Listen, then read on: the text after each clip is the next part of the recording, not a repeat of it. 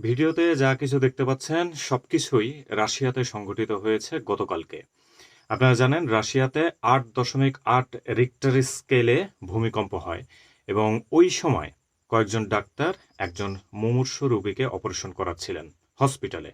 And definitely এটা একতলা অথবা দুইতলা এরকম কিছুতে হবে। যাই হোক, এটা একটা ভবনের মধ্যেই ৮.৮ রিক্টার স্কেলে ভূমিকম্প হইলে কি পরিমাণ বিল্ডিং কাঁপে সেটা ভিডিওতেই দেখতে পাচ্ছেন। কিন্তু তারপরেও ডাক্তারগুলো একবারের জন্য সেখানকার স্থান ত্যাগ করেননি। অন্যান্য ডাক্তাররাও কেউই কাউকেই পালাতে দেখা যায়নি। আপনি একটু ইমাজিনেশন করেন যে বাংলাদেশের কোনো ডাক্তার যদি এরকম সিচুয়েশনে থাকতো তাহলে কি করত? রুগী ফেলে যান জীবন নিয়ে দৌড়ে পালাতো।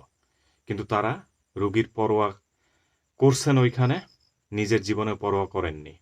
হয়তোবা মুমূর্ষু রোগী, ভূমিকম্প হয়তোবা থেমে যাবে, বিল্ডিং ভাঙলে আমরা সবাই মারা যাব, এরকম একটা চিন্তাভাবনা নিয়ে অথবা মানবতার সর্বোচ্চ উদাহরণ তারা দিয়েছেন গতকালকে।